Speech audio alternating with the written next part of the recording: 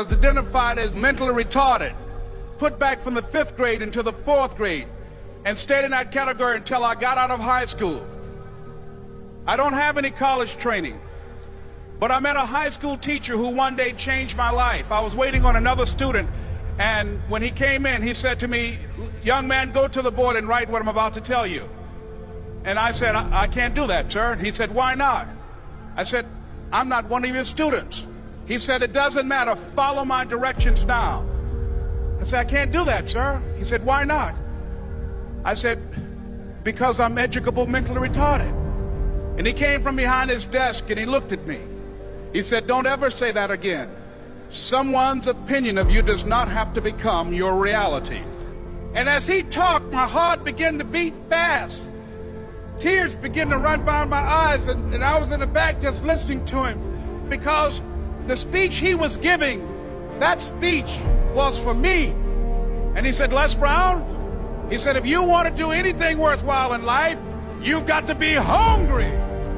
I told Mr. Washington I wanted to become a disc jockey. And so I started working to develop myself. He said, "I want you to practice every day being a disc jockey." I said, "But I don't have any job now." He said, "It doesn't matter." He said that it's better to be prepared for an opportunity and not have one than to have an opportunity and not be prepared.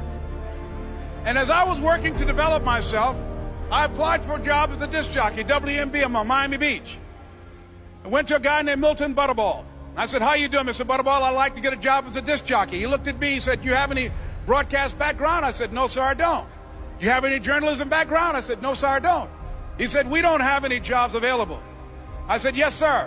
I went back to Mr. Washington and I told him. He said, "Don't take it personally." He said, "Most people are so negative, they will have to say no 7 times before they say yes." He said, "Go back again." So I went back again. I said, "How you doing, Mr. Butterball? My name is Les Brown." He said, "I know what your name is. What do you want?" I said, "I'd like to know whether or not you have any jobs as a disc jockey, sir." He said, "Didn't I just tell you yesterday we didn't have any jobs?" I said, "Yes, sir, but I know whether or not somebody got laid off or somebody was fired, sir." He said, "No one was laid off or fired. Now get on out of here." I came back the next day like I was seeing him for the first time. I said, "Hello, Mr. Butterball, how are you?" He looked at me with rage. He said, "Go get me some coffee." I said, "Yes, sir." And I went to get him some coffee. After a while, I would get their lunch and dinner, and I would go in the control rooms and take the disc jockeys their food, and I would not leave until they would ask me to leave. One Saturday afternoon, while I was at the radio station, a guy named Rock was drinking while he was on the air. I was the only one there, looking at him through the control room windows, walking back and forth, young, ready, and hungry. Pretty soon the phone rang, and it was the general manager. And I answered the phone. I said, "Hello?" He said, "Les, this is Mr. Klein." I said, "I know." He said, "Rock can't finish his program." I said, "I know." He said, "Would you call one of the other DJs in?" I said, "Yes, sir." I hung the phone up. I said, "Now he must think I'm crazy." I called my mom and my girlfriend, Cassandra. I said, "Y'all turn up the radio and come out on the front porch. I'm about to come on the air." I waited for about 20 minutes, and I called him back. I said, "Mr. Klein, I can't find nobody." He said, "Young boy, do you know how to work the controls?" I said, "Yes, sir." He said, "Go in there and don't say nothing here." I said, "Yes, sir." I couldn't wait to get behind those controls. I put on an old Stevie Wonder record called Fingertips.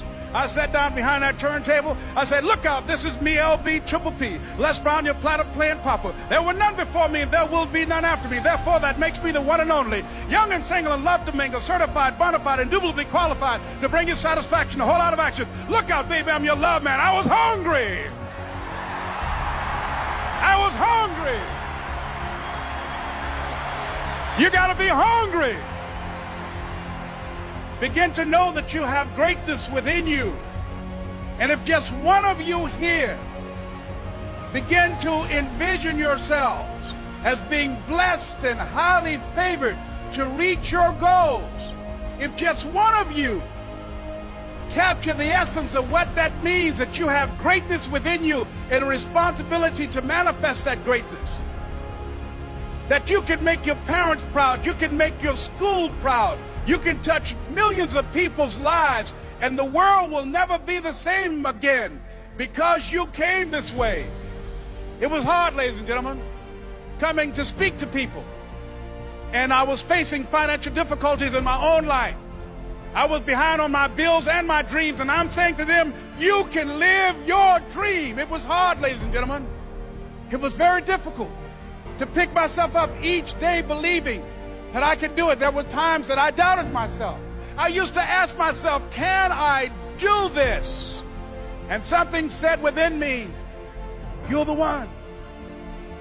Don't give up on your dream. By continuing to push forward, by continuing to run toward my dream, that one day I would have my own talk show. It's a long shot, ladies and gentlemen, from Liberty City, an abandoned building on a floor, never knowing my mother or father. It's a long shot. Being here with you today in this dome in Atlanta, it's a long shot. No college training, labeled educable, mentally retarded, but I kept running toward my dream. Don't stop.